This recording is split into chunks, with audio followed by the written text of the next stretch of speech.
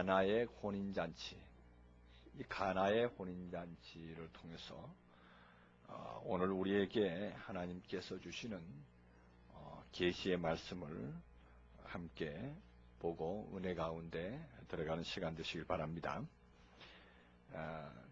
예수님께서 이 땅에 계실 때에 최초의 표적을 하나 행하셨는데, 그것은 바로 혼인잔치에서 물로 포도주를 변화시키는 그러한 표적을 행했습니다. 이 표적은 바로 근본적인 표적이다, 이렇게 볼 수가 있습니다. 그 최초의 표적이다, 우리가 흔히들 처음 행하신 표적이다, 이렇게 말씀을 하시는데, 예수님께서 행하시는 이 표적은 처음 행했다 이렇게 보기보다는 표적들 가운데 가장 근본적으로 행하신 것이다, 이렇게 볼 수가 있습니다. 표적의 근본이 된다는 것은 하나님께서 우리 사람들에게 준 하나의 큰 은혜의 역사가 되는 것입니다.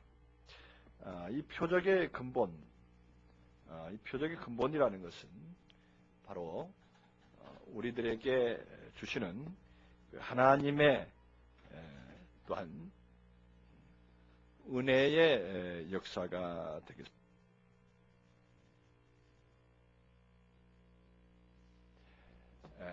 그래서 우리에게 주시는 하나님의 은혜의 역사다, 이렇게 말할 수가 있는데, 이 은혜의 역사는 바로 우리에게 주시는 변화의 역사다, 이렇게 볼 수가 있습니다.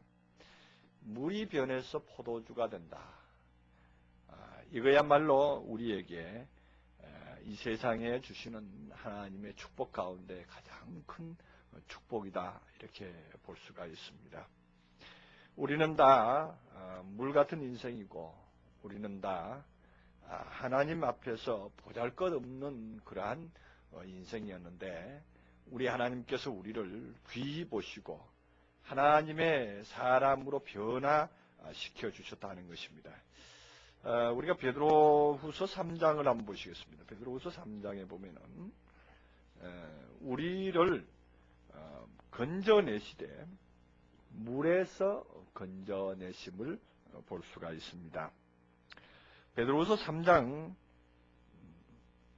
4절부터 보면은 가로되 주의 임하신다는 약속이 어디에 있느뇨? 조상들이 잔후로 만물이 처음 창조할 때와 같이 그냥 있다 하니, 이는 하늘이 옛적부터 있는 것과 땅이 물에서 나와 물로 성립된 것도 하나님의 말씀으로 된 것을 저희가 앞으로 잊으라 함이로다. 이로 말미암아 그때의 세상은 물에 넘침으로 멸망하였으되, 이제 하늘과 땅은 그 동일한 말씀으로 불사르기 위하여 간수하신 바 되어 경건치 않는 사람들의 심판과 멸망의 날까지 간수하여 두신 것이라, 이렇게 말합니다. 그래서 이 물로 말미암아 땅이 물에서 나와 물로 성립된 사실을 풀어 잊으려 한다, 이렇게 말하고 있습니다. 우리 인생이 물에서 나왔다는 사실을 우리는 잊어서는 안 됩니다. 물에서 나왔다는 말이 무엇이냐? 물로 되어 있다는 얘기. 이것은 바로 우리에게 초보적인, 다시 말해서 사람의 첫 아담적인 그 소질을, 그 속성을 말하고 있습니다. 첫 아담적인 속성으로 말미암아 우리가 형성이 되어 있는데, 이 아담적인 속성이 이제 동일한 말씀으로 불사르기 위하여 간수하신 바 되었다, 이렇게. 동일한 말씀으로 불살라지면은 우리는 이제 변화될 수가 있습니다. 우리는 변화되어야 된다는 이것 굉장히 중요한 문제입니다. 사람이 살아있으면서 변화된다는 것, 죽어서 변화되는 걸로 우리들이 알고 있어서는 안 됩니다. 우리가 죽음과 부활, 우리 이 성경 안에서 그리스도인들의 최종적인 목적은 죽음과 부활입니다. 죽음과 부활은 바로 물의 시대를 지나고 이제 포도주의 시대로 건너가는 것이 바로 죽음과 부활이다. 이렇게 한마디로 말할 수가 있습니다. 예수님께서 물로 포도주로 만드신 것은 바로 물과 같은 그 어리석음 가운데 초보적인 어떤 단계에 있는 우리가 영적인, 다시 말해서 생명적인 존재로 변화되는 것을 표현하고 있습니다. 그렇기 때문에 표적들 가운데 가장 근본되는 표적이다. 이렇게 마지막 절에 표현을 하고 있습니다. 왜 그러냐면 이 포도주라는 것은 또한 예수님께서 그 마지막 그 만찬 때에 하신 말씀을 우리는 잘 기억해야 됩니다. 잔을 가지사 이제 축사하시고 저희들에게 그 잔을 포도주 잔을 주시면서 하시는 말씀이 이 포도주 잔을 이제 마시라. 이는 너희들을 위한 나의 피다. 이렇게 말씀을 하시면서 포도나무에서 난 열매는 다른 세상에서 성도들과 함께 마시는 날까지 영원히 마시지 아니하리라. 이렇게 말씀을 했습니다. 그리고 지금 이 포도주라는 것은 이제 그 사건과 같이 결부시켜서 볼 수가 있습니다. 예수님께서 마지막 날 잡히시던 그 밤에 드신 그 포도주와 이제 하나님 나라에서 하나님의 백성들과 함께 마시는 그 포도주, 그것은 어떤 것일까 하고 우리 한번 생각을 해볼 필요가 있죠. 하나님 나라에서 마시는 그 포도주는 바로 우리가 상징적으로 봐서 이제 오순절 성령의 역사가 이제 예수님께서 죽으시고 부활하신 이후에 있어지는 그 사건으로 나왔습니다. 그 사건으로 나와서 사도행전에 기록돼서 나올 때에 사도행전에서 그 유대인들이 이스라엘 백성, 다시 말해서 제자들이 그 성령에 취해 있는 그 장면을 보고 저들이 술에 취했다 이렇게 말을 했습니다. 그랬더니 사도 베드로는 우리가 술에 취한 것이 아니다. 때가 돼서 제3신이 술에 취한 것이 아니다. 다시 말해서 성령에 취했다. 이렇게 하면서 그 뒤에 다시 장황한 설교를 늘어놓는 것을 볼 수가 있습니다. 바로 그러한 것이 영적인 술을 말하는 것입니다. 그래서 포도주 사건은 이제 최종적으로 이제 제자들에게서 이루어져서 하나님 나라에서 정말 하나님 나라에서 먹고 마시는 그 유일한 하나님의 영원한 그 포도주로 변화되는 것을 볼 수가 있습니다. 그런 개념에서 오늘 이 포도주의 사건, 이 사건을 다뤄보고 싶습니다.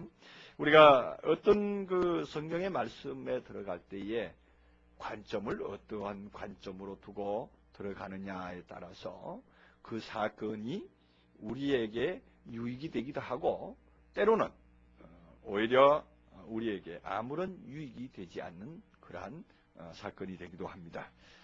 이 포도주를 물로 포도주 만든 사건이 예수님께서 이 땅에 오셔서 유일하게 처음 행하신 이 표적이다. 예수님께서는 물로도 포도주를 만들 수 있는 그러한 능력을 가지신 분이다. 이렇게만 선전을 하고 이렇게만 말한다면은 하나의 동화에 지나지 않고 하나의 예화에 지나지 않고 하나의 그야말로 설교가 되어버리죠.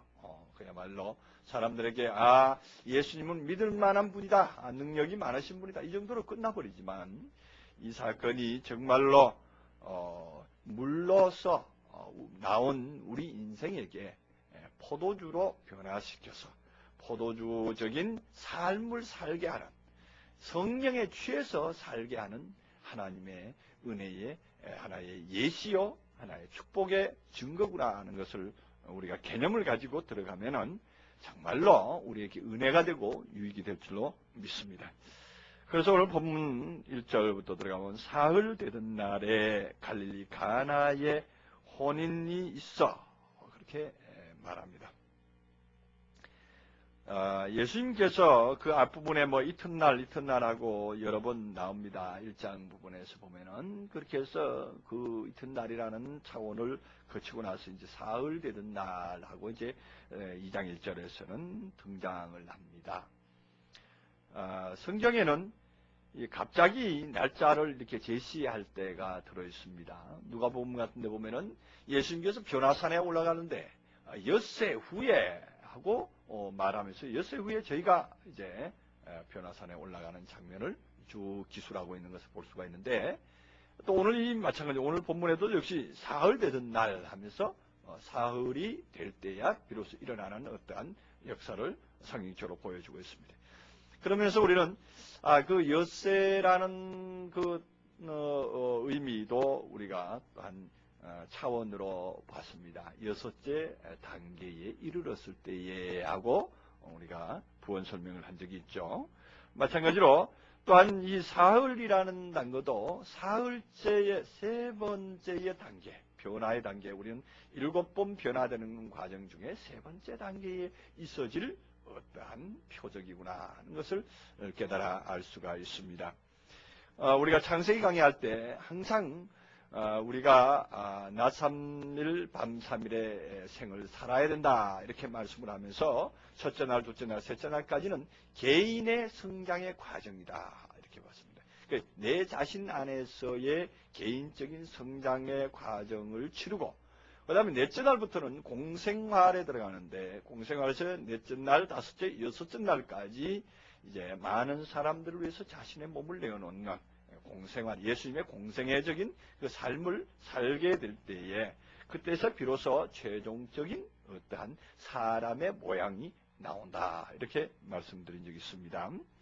그렇다면은 이 사흘째 되던 날이라고 하는 것은 세 번째 단계의 최종적인, 개인의 최종적인 완성의 단계의 시간이다 이렇게 보면 됩니다. 우리가 믿음의 성장 단계에서 개인적인 완성의 단계에 들어가면은 바로 이러한 일을 자신이 행하고 또한 행하는 자를 보고 우리는 격려하고 장려해 줘야 되는 그러한 시점이다 이렇게 말할 수가 있습니다. 근데 그것이 배경이 어떻게 되느냐 하면은 갈릴리 가나에서 혼인이 있게 되는 것입니다. 이 갈릴리 가나다.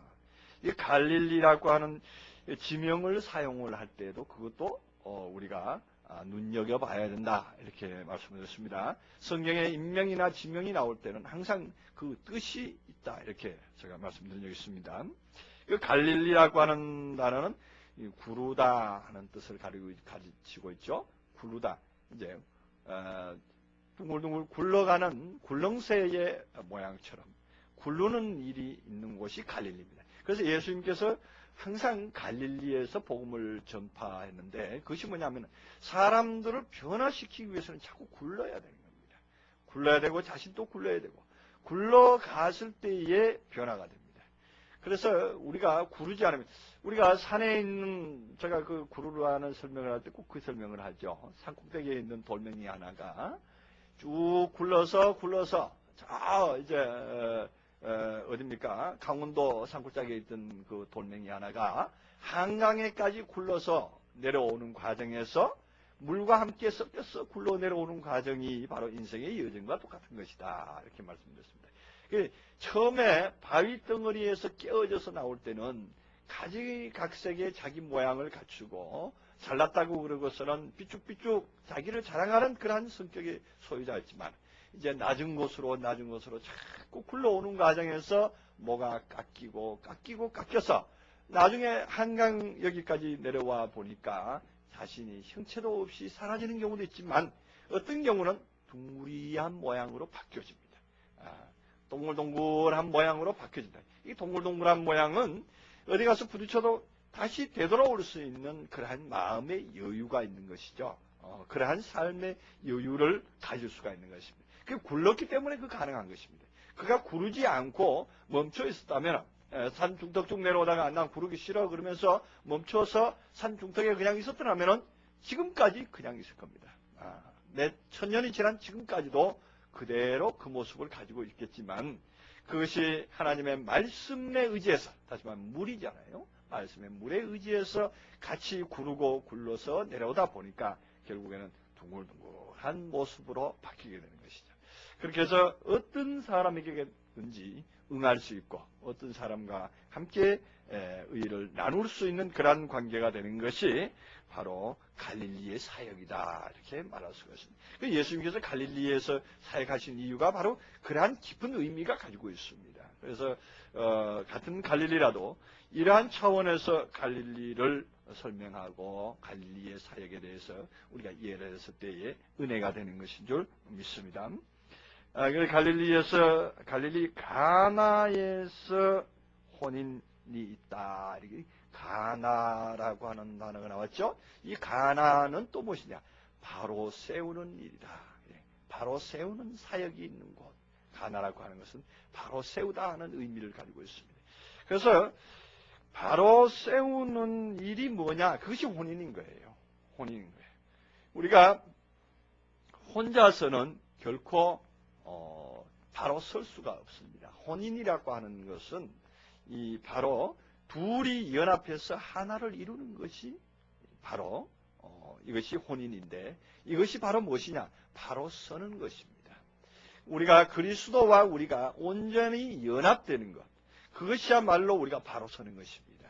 그리스도와 우리가 연합되기 위해서는 우리 스스로 자신이 그대로 변화되지 않은 상태에서는 결코 연합되지 못합니다. 그리스도와 우리는 내 자신이 완전히 죽고 내 자신의 옛것은 완전히 발효되어 버리고 썩어버리고 오로지 그리스도의 형상만 위로 나타날 때, 그것이 하나의 포도주 아닙니까? 그 포도주라는 것이 포도를 처음에 넣어놨는데 그것이 이제 속에서 부글부글 끓지 않습니까? 끓어서 이제 좋은 것은 위로 뜨고 나쁜 것은 밑으로 가라앉는 그러한 형국이 일어납니다. 그것이 일어나는데 그것이 뭐냐? 이제 의의 역사는 위로 나타나고, 그것이 위로 뜬 것은 하나의 포도주가 되는 것이고, 밑에 우리 건더기는 포도주로 쓰지 않고 버리지 않습니까? 막대기로 해서 걸러서 버리는 결과를 가져오지 않습니까? 그 중간에 무엇이 들어가느냐? 누룩이 들어갔을 때, 누룩이라고 하는 그 성분이 있죠. 그 알코올 성분인데, 그 누룩이라고 하는 그 성분은 무엇입니까? 예수님께서는 예수님의 교훈 또 하나의 누룩, 가루 서말 속에 갖다 놓은 누룩과 같다, 이렇게 말씀했잖아요.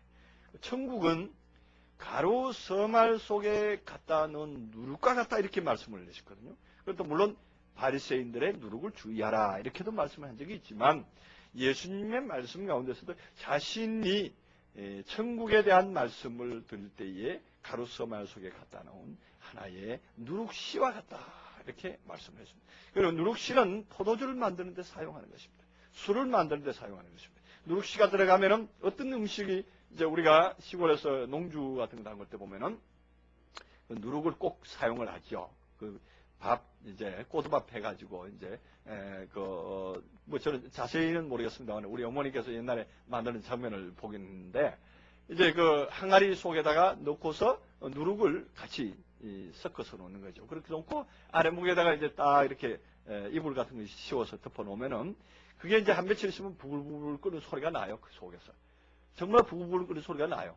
우리 어렸을 때 귀를 가만히 갖다 대보죠. 장난 삼아서 귀를 대보면 그 속에서 부글부글 끓는 소리가 납니다. 그래서 끓어서 나중에 위로 뜨는 것들은 있고 가라앉는 것들이 있습니다. 그 과정 중에서 이제 뜨는 것은 이제 완전히 이제 술로 발효돼서 그것이 이제 걸러내면은 이제 요즘 말하는 농주 막걸리가 되는 것이죠. 그게 하나의 술에 만드는 과정입니다. 우리 안에서 누룩이 들어오면은, 누룩이 우리 마음 속에 들어오면은, 하나님의 말씀의 누룩이 우리 마음 속에 들어오면은 우리의 그 어떤 습성들이 부글부글 끓습니다. 이제 말씀이 들어옴으로 말미암아서 우리 속에서 요동치는 때가 있습니다. 우리는 말씀이 들어와서 그냥 편안한 것이 좋은 줄로 아는데, 오늘 아까 그 낮에도 공부하면서 그렇습니다만 예수님께서는 내가 땅에 불을 던지러 왔다. 이렇게 말씀을 했던 것을 우리는 알아야 됩니다. 그 말씀이 들어오면은 우리 마음 속을 뒤집어주는 역사가 있어야 돼요. 변화되게 시키는 역사가 있어요. 그래서 부글부글 끓게 되어 있습니다. 말씀이 내게 들어오면 내가 알았던 개념과 내가 알았던 어떤 사고방식이나 이런 것들이 다 이제 부글부글 끓어서 이것이 가라앉을 것은 가라앉고 뜰 것은 떠야 됩니다. 근데 내 속에서 부글부글 끓을 때 우리가 그 어떤 뭐 급한 일을 만나거나 세상에서 또 뭐 참 속이 끓는 일을 만날 때가 있죠. 그럴 때 보면 속이 부글부글 끓는다 이렇게 표현을 하잖아요. 예? 아주 불난다 이렇게까지 말하는, 속이 불이 난다 이렇게까지 말하는데 그것들이 다 의미가 있는 것이죠. 우리 안에서 변화가 일어나고 있을 때는 그것을 참기가 힘듭니다. 정말 참기 힘든 그러한 장면들이 연출이 되고 우리 안에서 또한 그 역사함이 또한 객관적으로 역사함을 봅니다. 우리 하나님의 말씀은 생명의 말씀이기 때문에 우리에게 말씀이 들어오면은 그 말씀 가만히 있질 않습니다. 요동을 합니다. 요동을 해서 우리로 하여금 그 말씀에 부딪혀서 깨어질 것은 깨어지고 다스려질 것은 다스려지고 새로운 모습으로 나오게 하는 그러한 위대한 역사가 우리에게 있는 것으로 합니다. 그래서 이 가나는 바로 세우는 사역을 위해서 혼인이 이제 있게 되는데, 이제 등장이 물러서 예수의 어머니는 거기에 이미 계십니다. 가나에서 이미 계시다는 얘기죠. 그 예수의 어머니는 왜 미리 가 계셨느냐? 뭐 어떤 분은 예수님의 어머니는 미리 가 계신 이유는 거기에 친척집이기 때문에 미리 가 계시지 않느냐? 그 말씀도 맞는 것 같아요. 뭐냐면 예수님의 어머니는 이미 서 있는 분이기 때문에, 이미 예수님의 어머니가 거기 계시더라 하는 얘기는 어디에 계시냐? 가나에 계시잖아요. 세워 있더라 이런 얘기예요. 이미 서 있더라 이런 얘기입니다. 그 예수님의 어머니가 어떻게 서 계시냐 이렇게 하시는 분들이 계시는데, 예수의 어머니를 우리가 인간 마리아로 보면은 안 됩니다. 이 마태나 마가복음에서는 예수의 어머니 마리아를 부각시키고 마리아의 모습을 많이 등장을 시키는데, 요한복음에서는 마리아라는 말을 쓰지도 않고 그냥 예수의 어머니다 이렇게 표현을 하죠. 그래서 예수의 어머니는 또한 예수님께서는 이렇게도 말씀한 적이 있죠. 예수님께서 어떤 집에 들어가서 복음을 전하실 때에 사람들이 정말 인산인해로 몰려 들어와 있었는데, 어떤 사람이 뒤에 와서 당신의 형제들이 왔나이다 이렇게 말하니까, 누가 내 형제요 친척이냐? 아버지 뜻대로 하는 자가 내 형제요 친척이요 나 모친이다 이렇게 말한 적이 있어요. 내 모친이다 이렇게까지 표현을 했습니다. 아니 그러면은 예수님의 그 자신을 낳은 어머니는 어디다 두고 족보가 어떻게 됩니까? 아버지 뜻대로 하는 자, 다시 말하면 예수님께 가르침을 받는 자가 모친이 될 수도 있다는 거예요. 그러한 족보는 세상 천지에 없습니다. 예수를 낳은 자, 마리아를 모독하는 말씀도 될 수 있을 뿐더러 또한 도저히 이해 못할 그러한 족보적인 관계를 말하고 있습니다. 형제라고 하는 것까지는 이해를 할 수가 있습니다. 형제요 자매라고까지 하는 것은 이해할 수 있습니다. 그러나 모친이라는 말은 이해할 수가 없는 그러한 대목의 말씀인데도 예수님께서는 서슴없이 말씀했다는 사실을 우리는 주시해 봐야 됩니다. 그렇다면 오늘 여기 표현되는 예수의 어머니라고 한 이 어머니는 마리아를 가르치는 것일까? 아니면 다른 분을 가르치실까? 우리가 또한 갈라디아서 4장에 보면은 사도 바울이 말하는 어머니 한 분이 나오는데, 갈라디아서 4장 25절 이하에 한번 보시겠습니다. 갈라디아서 4장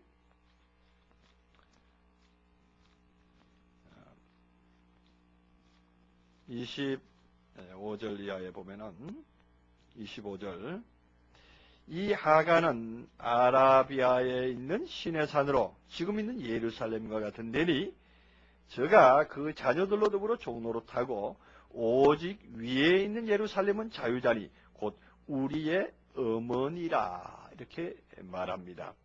여기에 22절부터 보면은 기록된 바 아브라함이 두 아들이 있었으니 하나는 계집종에게서 하나는 자유하는 여자에게서 났다 했으니 계집종에게서는 육체를 따라났고 자유하는 여자에게서는 약속을 말미암았느니라. 이것은 비유니 이 여자들은 두 언약이다 이렇게 말합니다. 그래서 갈라디아 4장에서 말하는 이 하갈과 사라는 땅에 있는 예루살렘과 위에 있는 예루살렘을 말하는데 위에 있는 예루살렘은 곧 우리의 어머니다 이렇게 표현을 한 것을 볼 수가 있습니다. 그래서 이 사도 바울이 이러한 표현을 서슴없이 표현을 하는데 요한 사도는 이 표현을 무엇을 하는 법이 있겠느냐 하는 것으로 놓고 한번 생각을 해볼 필요가 있습니다. 그래서 이 사도 요한은 바로 어머니를 그러한 차원에서 어머니를 말하고 있다 이렇게 볼 수가 있습니다. 다시 말해서 이미 위에 서 있는 이미 혼인의 상태로서 완전한 그리스도의 모습으로 서 있는 어떠한 분 그분이 어머니격으로 있는 것이다 이렇게 말할 수가 있습니다. 그러면 어머니는 예수님께서 아버지 뜻대로 하는 자가 내 형제요 자매요 어머니다 이렇게 말했듯이 오늘날에도 아버지 뜻대로 하는 자는 바로 위에 있는 예루살렘 곧 사라가 될 수가 있다 이런 얘기입니다. 사도 바울의 어머니를 우리가 추적을 해보면 누가 사도 바울의 어머니가 될 수가 있겠습니까? 사도 바울의 어머니는 굳이 명명한다면 사람을 하나 칭한다면 누가 되겠습니까? 사도 바울을 안수한 아나니아라 하는 사람이 있죠. 아나니아라는 사람이 있습니다.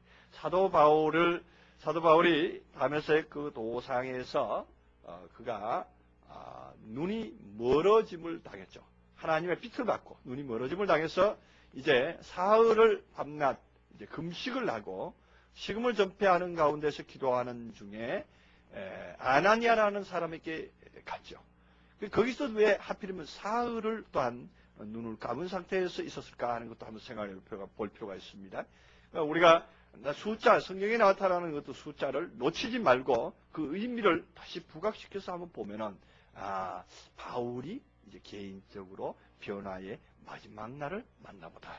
개인적으로 완전한 성장의 어떤 단계에 들어가는 것보다 이렇게 우리가 생각을 해볼 필요가 있습니다. 그 단계에서 누구를 만납니까? 아나니아를 만나서 거기에 안수를 받지 않습니까? 그때서야 비로소 그는 눈이 열려지는 그러한 상태를 볼 수가 있습니다. 오늘날도 우리가 아나니아 같은 사람을 만나면 그것은 바로 위에 있는 예루살렘을 만나는 격이요. 오늘날 바로 우리가 눈이 띄어지는 그러한 상황을 만날 수가 있습니다. 그리고 결과적으로 이 바울이 그 아나니아에게 안수를 받지 아니했더라면 눈이 띄어지지 않았다 이런 얘기입니다. 눈이 열려지지 않았을 것입니다. 그러나 안수를 받았음으로 말미암아 눈이 열려진 것입니다. 그건 그 사도행전에서는 그냥 스토리적으로 하나의 어떤 기록으로 이렇게 남겨져 있지만 그 내면에 숨겨져 있는 하나님의 비밀의 말씀은 엄청난 사실을 가지고 있습니다. 그가 왜 하필이면 사흘 동안 식음을 전폐했으며 그가 왜 하필이면 아나니아라는 사람에게 가서 안수를 받아야 했는가 하는 것, 뭐 이러한 그 내용들을 볼 때에 바로 하나님께서 사역하심에 운행하심의 그 모든 과정들은 그냥이 없다는 것이죠. 역사적인 사건이 됐든지 아니면 어떤 표적적인 기사가 됐든지 하나님의 뜻을 숨겨놓고 계시다 이렇게 말할 수가 있습니다. 그러면 오늘 이 본문에 나타나는 예수의 어머니도 갈라디아서 4장 26절에서 말하는 위에 있는 예루살렘적으로 우리는 해석을 해볼 수도 있고 바로 어떠한 미리 가르침을 주는 어떤 사역자의 위치에 계신 어떠한 먼저 되신 분이다 이렇게 볼 수도 있는 것입니다. 그래서 예수의 어머니도 거기 계시고 예수와 그 제자들도 혼인의 청함을 받았더니 그렇죠. 혼인의 청함을 받아야죠. 예수와 그 제자들도 혼인의 청함을 받아야 됩니다. 우리도 다 혼인의 청함을 받은 바 되었습니다. 이미 혼인의 청함을 받아서 오늘 우리들이 다 혼인잔치에 참여한 바 되었습니다. 우리 이 혼인잔치를 통해서 진실로 우리들이 혼인잔치의 주역이 되어야 됩니다. 우리 혼인잔치의 들러리가 돼서는 결코 되질 않습니다. 혼인잔치에서는 들러리가 되지 않고 진정으로 주역이 다 되어야 될 줄로 믿습니다. 그리고 이제 혼인의 청함을 받았더니 포도주가 모자란지야 예수의 어머니가 예수에게 이르되 저희에게 포도주가 없다 하니 하고 예수의 어머니가 예수에게 말합니다. 포도주가 없다 그렇게 말합니다. 모자라는 가운데서 없다고 이렇게 표현을 하는 것은 저희에게 다시 말해서 저희에게 포도주가 없다는 얘기는 포도주적인 역사가 진행되고 있지 않다 이런 얘기입니다. 오늘날 이 시대에도 정말로 혼인의 청함은 받고 혼인집 손님들은 많이 와 있는데 정말로 포도주가 없는 상황입니다. 포도주가 없습니다. 정말로 포도주가 있어야 그들이 정말로 기뻐하고 즐거워할 수 있겠는데 오늘날 교회 안에서 정말로 포도주의 맛을 보기가 정말 어려운 그러한 형국이 바로 오늘날의 시대다 이렇게 말할 수가 있습니다. 그래서 우리는 디모데에게 부탁한 사도 바울의 편지를 우리는 다시 한번 또 연상을 하게 됩니다. 디모데에게 우리 사도 바울은 너 몸에 자주 나는 비위로 인해서 물만 먹지 말고 포도주를 조금씩 쓰라 했던 말씀을 기억해 볼 수가 있습니다. 오늘날 이 말씀을 가지고 어떤 분들은 위장병이 디모데에는 위장병을 알았노라. 그러니까 위장병을 치료하려면 포도주를 써야 된다 이러는데 포도주는 위장병 걸린 사람에게 결코 유익이 되지 못합니다. 오히려 해를 줄 수가 있습니다. 그런데 우리 사도 바울은 위장병 걸린 사람에게 포도주를 쓰라는 얘기 안 했습니다. 디모데가 사역하는 교회, 그 교회가 디모데의 몸이었습니다. 그 디모데의 몸된 교회의 성도들이 비위가 났다는 얘기는 성도들이 변화가 되지 않고 있는 거예요. 성도들이 인간적인 트러블이 일어나고 있는 거예요. 사람적인 트러블로 말미암아서 사람의 눈으로서 서로가 서로를 헤아리고 사람의 눈으로서 서로가 서로를 볼 때에 그것이 몸이 비틀리는 결과요. 비위가 나는 결과입니다. 그때 무엇이 필요하냐? 성령의 말씀이 필요한 것입니다. 영의 말씀은 모든 사람을 화합되게 합니다. 술이 들어가게 되면 무엇이 됩니까? 마음이 기쁨이 오고 마음의 기쁨이 오면서 또한 마음이 넓어지는 것을 볼 수가 있습니다. 옛날에 제가 젊었을 때는 술을 좀 먹어봤는데 실제로 그 한 잔씩 먹어보니까 기분이 좋아요. 기분도 좋고 마음이 괜히 어떨 때는 폭풍선처럼 이렇게 넓어질 때가 있습니다. 넓어지는 그러한 마음을 볼 수가 있는데 그러한 일도 또한 있을 수가 있습니다. 그러한 것이 어디서 나오느냐?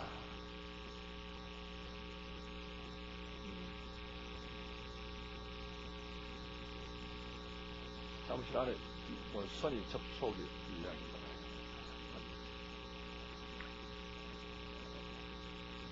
그래서 우리는 지금 바울이 디모데에게 부탁하는 그 말의 내용은 바로 물만 먹지 말고 포도주를 조금씩 쓰라고 하는 그 내용에서 포도주라는 것은 영적인 말씀을 공급하라 이렇게 볼 수가 있습니다. 그래서 오늘 이 어머니가 혼인잔치집에 와서 포도주가 없다 하는 얘기는 포도주적인 말씀이 부족하다 이런 얘기죠. 포도주적인 말씀을 공급해야 되는데 그 말씀을 공급할 수가 없다 이렇게 말할 수가 있습니다. 그것이 오늘 이 본문에서 포도주가 없다 하니 예수께서 가라사대 여자여 나와 무슨 상관이 있나이까 내 때가 아직 이르지 못하였나이다 하고 말합니다. 그러니까 여자 된 어머니는 이미 예수가 그러한 상태로 포도주를 만들 수 있는, 포도주를 내놓을 수 있는 자격을 갖춘 것으로 보고 있는데, 이미 어머니는 사역한 사람이니까, 사역한 그 자녀는 이미 당사자는 그 단계에 혼인 기약이 이르렀고 이미 그러한 때가 된 줄로 알고 있는데 본인은 아직 감지를 못하고 있는 것이죠. 감지를 못하는 것이 아니라 본인의 어떤 겸손한 차원이다, 이렇게 볼 수도 있습니다. 우리가 스스로 된 줄로 아는 자는 또한 넘어질까 조심도 해야 되겠지만은, 바로 오늘 이 장면처럼 우리들이 또한 되었지만은 또한 이 자세에서는 겸손을 할 수가 있는데, 또 겸손의 표현이다 이렇게 보기보다는 아직 나와 무슨 상관이 있나이까 하는 얘기는 나와 관계성이 성립되어 있지 않습니다, 이런 얘기예요. 관계성이 성립되어 있지 않습니다. 무슨 관계성이 성립되어 있지 않느냐? 나와 어떤 대상이 있습니다. 대상. 그 대상과 연결이 되어 있지 않습니다. 우리가 셋째 날의 상태를 제가 말씀을 드리고 있습니다. 이 셋째 날의 상태에서는 아직 대상자가 없습니다. 내가 들어가서 사역할 만한 처소가 아직 예비가 안 되어 있습니다. 그 넷째 날이 되었어야 하늘 궁창에 떠서 땅에 비춰놓을 수 있는 자격이 갖춰지거든요. 넷째 날이 됐어야 그 자격이 있습니다. 아직 셋째 날에는 그러한 하늘의 궁창에 떠 있는 상태가 아니기 때문에 땅이 없는 거예요. 땅 된 사람의 마음이, 대상이 없는 거예요. 아직 자기가 사역할 만한 대상이 없는 거예요. 그렇기 때문에 아직 관계성이 없기 때문에 내가 포도주를 내놔도 먹을 만한 대상이 없나이다, 이런 얘기했어요. 우리가 자신이 자랄 때 보면은, 자신이 성장 과정을 통해서 쭉 자라나가는 과정에서는 그것을 볼 수가 있습니다. 자신의 어떠한 때를, 상황을 잘 볼 줄 알아야 됩니다. 우리가 믿음의 목표는 우리가 늘 말씀드리지만은 먼저 자신이 성장이 우선이고, 자신이 성장된 다음에는 또한 다른 성도에게 내가 들어가야 된다는 얘기입니다. 들어가서 그 성도와 더불어서 하나의 집을 지었을 때에 그 성도가는 다른 것이 아니라 바로 자기의 아내가 되는 것이고, 그 성도가 온전히 자라나서 그 성도가 셋째 날이 될 때야말로 비로소 그는 그 안에 들어가서 집을 지을 수가 있습니다. 내가 한 셋째 날에 이르러서 셋째 날에서 또 다른 성도를 만나서 그 성도에게 들어가서 같이 자라게 되는 것이죠. 예수님께서 마치 우리에게 오셔서 우리 안에서 자라나신 그 상황과, 자라나셨다고 좀 표현이 좀 이상한데, 우리 안에서 사역하신 그 과정을 보시면 됩니다. 그 과정에서 최종적으로 예수님께서 마지막으로 요한복음 14장에서 내가 처소를 예비하러 간다, 그렇게 말씀을 했잖아요. 그래서 처소를 예비하러 가는 것이 저 하늘나라로 처소를 예비하러 가는 것이 아니라, 요한복음 14장 원문을 자세히 들어가다 보면은 뭐가 나옵니까? 내가 처소를 예비하러, 너희에게 처소를 예비하러 간다, 이렇게 표현이 되어 있습니다. 처소를 예비하러 가는 대상이 어디 저 멀리 다른 데로 가는 것이 아니라 바로 그 앞에 있는 성도들의 마음 속에 예수님께서 거처를 삼고자 들어가시는 것입니다. 그래서 예수님께서는 항상 하신 말씀이, 여우도 굴이 있고 날아가는 새도 거처가 있는데 인자는 머리 둘 곳이 없다, 이렇게 표현한 것은 내가 들어가서 거처할 곳이 없는구나. 그래서 예수님 앞에 질문하는 그 바리새인에게 예수님께서 말씀을 하잖아요. 내가 거처할 곳이 없다, 내가 노숙하는 사람이다, 이런 표현이 아니에요.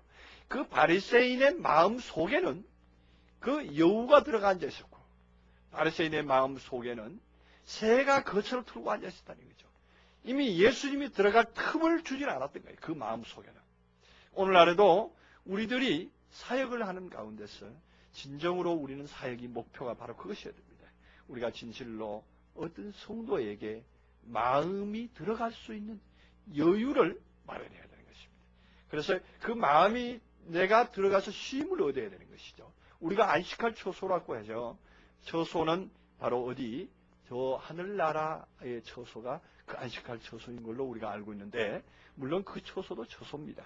그러나 우리가 이 땅에서 사역이 맞춰지지 아니하면 결코 그 초소에 들어갈 수가 없다는 것입니다. 이 땅에서 내가 집을 짓지 아니하면 결코 거기에 들어갈 수가 없습니다. 그래서 하나님이 거하실 처소가 되기 위해서 함께 지어져 가느니라. 에베소서 2장 23절 말씀이죠. 그래서 우리가 하나님이 거하실 처소는 바로 다른 것이 아니라 함께 지어져 가는 그 상황에서 함께 지어져서 함께 집을 지어서 온전한 집이 형성됐을 때 우리는 거기서 안식할 수가 있는 것이죠. 그리고 히브리서 4장에 나오는 그 안식의 말씀이 그런 차원으로 말하고 있는 것입니다. 그래서 관계성이 아직 이루어지고 있지 않습니다. 관계성의 대상도 아직 마련되어 있지 않습니다. 이런 얘기입니다. 그러나 예수님께서 말씀을 하시고 거기 유대인의 결례를 따라서 두세 통들은 돌 항아리 6이 놓여 있더라 이렇게 나옵니다. 그럼 두세 통들은 돌 항아리 6이 놓여 있다 하는 얘기는 그 돌 항아리를 우리가 말할 때에 질그릇을 우리는 생각할 수가 있죠. 그래서 그릇은 우리니 하고 말하는 것이 있습니다. 그래서 이 보배를 우리 질그릇에 가졌으니 이렇게 또 하는 말씀이 있죠. 우리가 고린도 후서 4장에 보면은 이 보배를 우리 질그릇에 가졌다 이렇게 말하고 이 그릇은 바로 우리 성도들 한 사람 한 사람을 말하는 것입니다. 그래서 큰 집에는 큰 금그릇도 있고 은그릇도 있고 귀 쓰는 그릇도 있고 천이 쓰는 그릇도 있다. 누구든지 귀 쓰는 그릇이 될지어다 이렇게 또 한 말씀을 합니다. 그래서 우리 자신이 그릇인 것입니다. 그래서 6의 단계에 이르러 있는 그릇이 하나 놓여 있는 거예요. 어떤 사람을 보니까 6이라는 단계까지 이르는 한 사람이 보였더라 이런 얘기죠. 그러면 예수님께서 사역하는 과정은 셋째 날이고 또 대상은 6이다. 그러면 이게 셋째와 6, 그럼 6은 그럼 단계가 더 높은 거냐?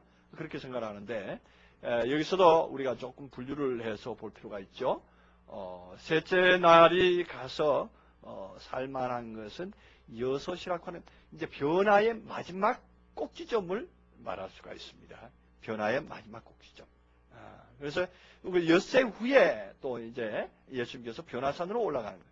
그 엿새 후에라야만이 변화가 될 수 있는 겁니다. 그 엿새가 아니고 닷새 후에라면 아직 변화가 안 되는 것입니다. 그 이제 무엇은 변화되기 바로 직전에 있는 어떠한 상태. 그래서 이 지금 돌 항아리 6도 이제 물이 포도주로 바뀔 수 있는 변화 가능한 어떤 대상이 그 예수님 앞에 놓여 있었던 것입니다. 그래서 거기에다가 물을 아구까지 채우라 이렇게 명령을 내리죠. 물을 아구까지 채운다. 물을 아구까지 채운다는 것은 이 아노덴이라는 단어를 쓰고 있는데 아구까지라는 것은 완전히 아구 끝까지 채우는 것이죠. 완전히 끝까지 다 채워져야 되는 것입니다. 그래서 물을 왜 아구까지 채워야 되느냐? 포도주를 아구까지 채우는 게 아니고 왜 물을 채우게 되느냐 하는 것은 바로 우리들이 변화되는 과정을 설명을 하고 있습니다. 성경은 율법의 완성이라는 것을 주장할 때 말할 때도 있습니다. 율법의 완성이다. 그 완성적인 차원은 뭐냐면 우리가 율법을 행하되 최고로 완성적인 차원으로 완벽하게 행했을 때에 어떠한 변화의 상태로 넘어갑니다. 우리가 이제 어떤 꼭지점이다 이렇게도 말하죠. 우리가 장세, 그 주식 장세에서 그런 말을 많이 쓰죠. 이제 바닥을 쳤다. 이제 주식이 하향세로 이제 내려가는 것이 바닥을 치고 이제 다시 올라간다 이렇게 할 때도 그 이제 바닥 치는 장면을 이제 꼭지점이다 이렇게 말할 수도 있고 또 위로 이제 상향 곡선을 그리는 것도 마지막으로 이제 꼭지점을 딱 올라가다가 다시 하향 곡선을 그리는 그러한 장면도 하나의 아구까지 꼭대기까지 올라갔다 이렇게 말할 수가 있습니다. 여기서 아노덴이라는 표현이 바로 그러한 표현이다 이렇게 볼 수가 있습니다. 그럼 물을 그러면 왜 아구까지 채워야 되는가? 꼭대기까지 왜 채워야 되느냐? 물은 쓸데없는 것인데 물은 아까 제가 베드로 후서를 말씀하면서 물은 어떤 사람의 초보적인 것이고 사람의 또한 그 첫 아담적인 어떤 소질을 말하는 것이고 첫 아담적인 어떤 그 상태를 표현하는 것인데 그것을 왜 아구까지 채우느냐? 그렇습니다. 무엇이든지 최고로 채워졌을 때야만이 변화가 됐습니다. 빈 공간에 있을 때는 변화가 되질 않습니다. 아직도 여분이 남아있는 것입니다. 우리가 율법을 행하는 것이나 우리가 모든 선한 일을 행하는 것이나 무엇이든지 열심을 다해서 최종적으로 어떠한 점까지 도달했을 때 우리가 변화될 수 있는 것입니다. 자, 우리 이 안으로 넘어오신 분들을 보면은 일반적인 보통 나가는 교회 아니면 자신이 어떤 시무하는 곳에 최선을 다해서 자기 열심껏 하시는 분들이 다 이쪽으로 건너올 수가 있습니다. 거기서 열심을 안 하시는 분들은 여기서도 열심히 할 수가 없고 변화가 될 수가 없습니다. 이 어떤 단계를 지나가는 데는 꼭 이렇게 매듭이 있습니다. 하나의 매듭이 있게 마련이거든요. 우리가 대나무의 매듭을 보면은 이제 성장 과정에서 이제 매듭이 생기듯이 매듭이 있는데 그 매듭을 지워야만이 다음 매듭으로 넘어갈 수가 있습니다. 한 계단은 올라가야만이 올라가는데 최종 꼭지점까지 완전히 발을 올려 디뎌야만이 그 다음 단계로 올라갈 수가 있는 것과 마찬가지죠. 그래서 여기서도 이걸 아구까지 항아리 6에다가 물을 아구까지 채운다는 것은 율법을 최선으로 다 행하는 율법을 최선을 다해서 말씀을 공급하는 그래서 저도 이 말씀의 과정으로 들어오기까지는 저는 한때는 성경을 이 하루 종일해서 놓아보지를 않았습니다. 성경을 24시간 동안 내가 잘 때도 품고 자고 24시간 동안 어떤 경우에는 참 거의 한 20시간 이상을 이 성경에서 눈을 떼지 않고 볼 때가 있었습니다. 그만큼 열심을 내서 성경을 읽고 성경을 파고 들어갈 때가 있었습니다. 그때 뭘 엄청나게 알아서 그런 게 아닙니다. 하나님께서 우리에게 훈련하시고 그 과정 중에 한 매듭으로 하나님께서 설정을 해주셨던 겁니다. 그래서 불과 3년 만에 성경을 거의 120독을 한 적이 있습니다. 3년에 걸쳐서 120독이라 그러면 도대체 성경을 얼마나 봐야 그렇게 많이 볼 수가 있겠습니까? 하루에 몇 장을 봤단 말이냐 이렇게 따지시는 분도 계십니다. 그러니까 하여튼 도대체 이 성경을 밤이고 낮이고 항상 끼고 다니는 그러한 상태가 됐는데 제가 만 3년 만에 성경책을 권수로 이런 가죽 피로 된 성경인데 이 권수로 해서 제가 그때만 하더라도 한 5권 정도는 낡아서 버렸다 이렇게도 볼 수가 있습니다. 그래서 나중에는 제가 그의 마지막 때는 마지막에 하나님께서 성경을 불태워라 할 때가 있었는데 성경을 12권을 화장시킨 적이 있습니다. 그만큼 하나님께서 우리를 훈련하실 때는 그만큼 어떤 열정을 다해서 최선을 다해서 우리의 모든 것을 다해서 훈련을 하실 때가 있습니다. 우리가 아구까지 채우는 것은 우리에게 어떤 인간적으로 최선의 어떤 노력을 요구할 때가 있습니다. 그것을 저는 그러한 것을 이렇게 보면서 언뜻 제가 지금 조금 이 비유가 맞는지 모르겠습니다만은 그 아브라함에게 하나님께서 시험을 하셨지 않습니까? 그렇죠? 아브라함에게 시험을 해서 그 독자, 그 이삭을 모리아산에서 하나님께 번제로 드리라 하는 것. 그러한 것이 하나의 그 아브라함의 그런 최종적인 시험이었다 이렇게 볼 수가 있습니다. 바로 하나님께서는 우리에게 무엇인가 주시게 하기 위해서는 우리로 하여금 최선을 다하게 하시는 그러한 상태가 있는 것입니다. 그냥 무던하게 그냥 못한 듯이 그냥 지나가는 그런 세월 가운데 우리가 변화된 게 아닙니다. 결코 아닙니다.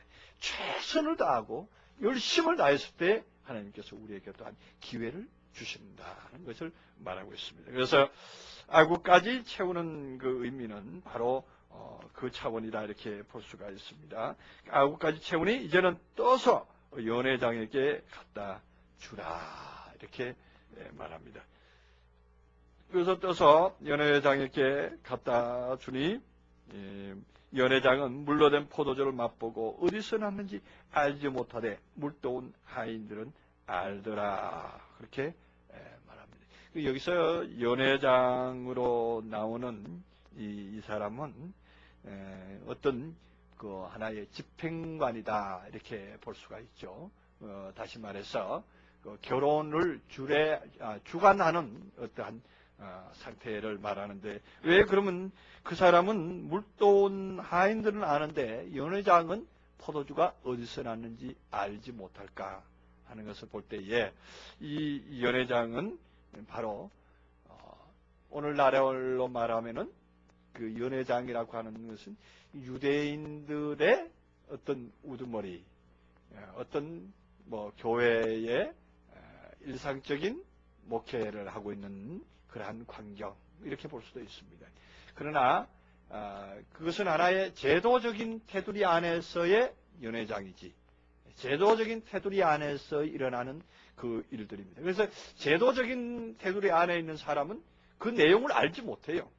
오늘날에도 우리가 정말로 물로 포도주 변하는 그러한 하나님의 말씀의 상태와 말씀의 사건을 제시하고 있고, 오늘날로 많은 표적들을 행하고 있지만 연회장들은 모르는 가운데 있습니다. 오늘날 이 시대의 흐름을 보더라도 이 시대 안에서도 많은 그 교회가 있고 많은 목회자들이 계시지만은 정말로 물로 포도주 되는 사건이 지금 또 일어나고 있지만 그 일어나고 있는 광경을 보고서도 저것이 어디서 났는가 알지 못하는 때가 있습니다. 우리 안에서 그러한 일이 일어날 수 있다는 것을 또한 예표로 말하고 있습니다. 그 다음에 신랑을 불러 말하되 사람마다 먼저 좋은 포도주를 내고 취한 후에 낮은 것을 내거늘 그대는 지금까지 좋은 포도주를 내었도다 두었도다 이렇게 말하죠. 이 좋은 포도주를 계속적으로 공급할 수 있는 신랑, 이 신랑은 누가 참신랑이겠느냐 하는 얘기죠. 이 참신랑은 바로 그리스도 안에 있는 사람, 그리스도와 연합되어 있는 사람, 이것이 바로 참 신랑이 되는 것이죠. 그래서 예수께서 이 처음 표적을 갈릴리 가나에서 행하여 그 영광을 나타내시니 제자들이 믿더라 그러죠. 예수님께서 이 첫 표적이라고 하는, 처음이라는 이 표적이라는 단어가 실질적으로는 시간적인 개념으로 보는 것이 아니라 또한 상태적으로 보자 이렇게 말씀을 드린 바 있습니다. 왜 상태적으로 볼 수가 있느냐 하면은, 상태적으로 이 아르케는 바로 표적들의 근본이다. 아르켄톤 세메이온 그러거든요. 아르켄톤 세메이온이라고 하면은 이거는 수거로 풀 수밖에 없는데, 처음 표적이다. 아르케라는 단어는 우리는 요한복음 1장 1절에 태초에 하나님이 천지를 창조하시니라 하고 말하는 태초, 그 단어가 역시 아르케라는 단어를 쓰고 있습니다. 그래서 여기는 처음이라는 단어로 우리 한글 개역 성경을 번역을 했는데, 아르켄톤 세메론, 그러면은 세메론은 표적이고, 그러면 이 아르케는 무엇이냐? 아르케는 근본이다. 우리가 태초에 하나님이 천지를 창조하시니라, 근본 하나님이 천지를 창조하시니라, 이렇게 또 볼 수가 있는 것이죠. 그 아르켄, 그 다음에 또 태초에 말씀이 계시니라, 이렇게 태초 근본 안에 하나님이 말씀이 계시니라, 이렇게 또한 풀 수도 있는 대목이기 때문입니다. 그래서 근본 표적의 근본을 여기서 행하셨습니다. 왜 표적의 근본을 행하셨느냐? 그 표적의 근본은 그 뒤에 나오는 그 갈릴리 가나에서 행하여 그 영광을 나타내심에 하고는 말하는데, 여기 영광을 나타냈다. 그러니까 예수님께서 실질적으로 예수님의 어떠한 그 능력, 예수님의 어떠한 상태, 예수님의 어떠한 그 어떤 그 권위를 나타내셔서 예수님께서 그 위대하시다 하는 그런 영광을 받은 것으로 이렇게 우리가 이해를 하는데, 여기 영광이라는 단어는 우리가 순수한 우리말이 뭐라고 그랬습니까? 뚜렷하게 되다 하는 것입니다. 예수님 자신을 나타냈다 하는 얘기입니다. 예수님 자신이 바로 선지자격으로 이제는 포도주를 나타낼 수 있는, 이제 포도주를 공급할 수 있는 사람이다 하는 것을 드러내 보여준 거예요. 드러내 보여준 거예요. 이 드러내 보여주는 상태가 바로 우리가 말하는 그 셋째 날의 최고 꼭지점에 도달한 사람이 하는 행위입니다.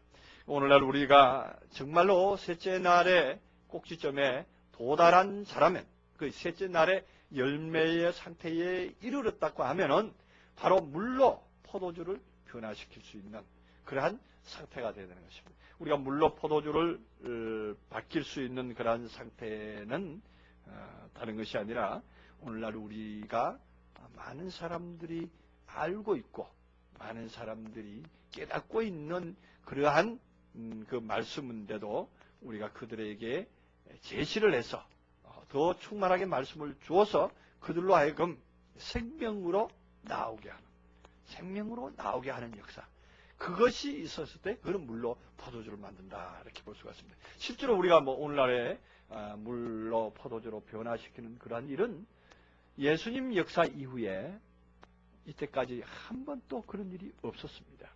이 지구상에서 그런 일이 일어난 일이 없었거든요. 그러면은 오늘날 이것이 영원한 하나의 수수께끼가 되고 영원한 하나의 어떤 예화가 되어버리면 안 되죠. 성경이라는 것은 그때 역사가 있었으면 오늘날 또 있어야 되는 것이고 영원히 그 역사는 계속돼야 되는 것입니다. 그래서 오늘날 우리들에게 주시는 말씀은 이 포도주가 만들어진다. 이 포도주는 바로 영원한 생명의 술이다. 이렇게 볼 수가 있죠. 생명으로 연결되는 말씀이다. 이렇게 볼 수가 있습니다. 이 생명이다. 그러면 생명이라는 단어도 제가 부언 설명을 조금 하고 넘어가겠습니다. 우리가 오늘날까지도 이게 생명이다 하는 것을 이 물로 포도주 되는 사건으로 결부시켜서 말한다면은 이 물이라는 것도 우리 인생에게도 필요한 것이지만 이 포도주라는 것은 더욱더 중요한 것입니다. 그래서 우리가 지난 시간에도 그 사마리아인에 대해서 그 어떤 사람이 예루살렘에서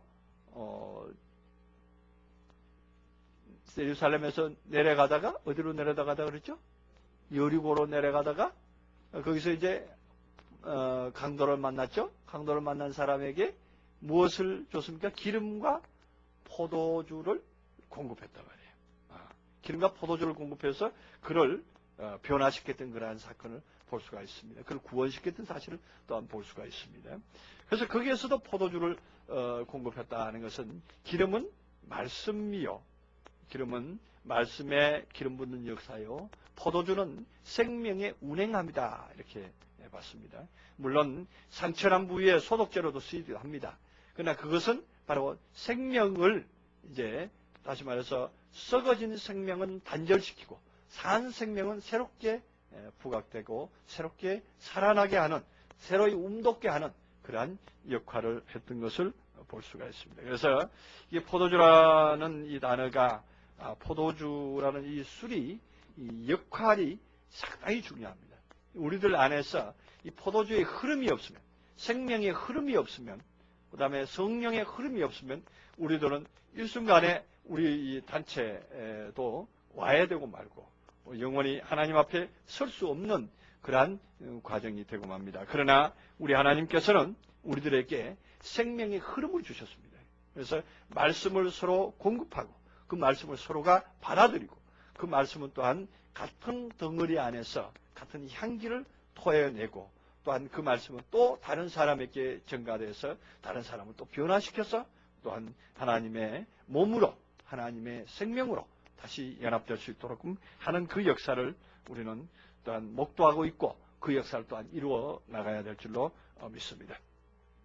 그래서 오늘 요한복음 2장에서 나오는 갈릴리 이 가나의 혼인잔치는 바로 우리들의 잔치가 되어야 되고 우리들이 변화돼서 그 과정까지 나아가야 되는 그 과정을 설명하고 있는 아주 중요한 대목이다. 이렇게 볼 수가 있습니다. 그래서 우리 모두가 다 사역의 길로 나아갈 때는 먼저 자신 안에서의 말씀이 나아가서 상대방이 변화되어야 됩니다. 변화될 수 있을 때야 비로소 내가 사역자로 나갈 수가 있구나.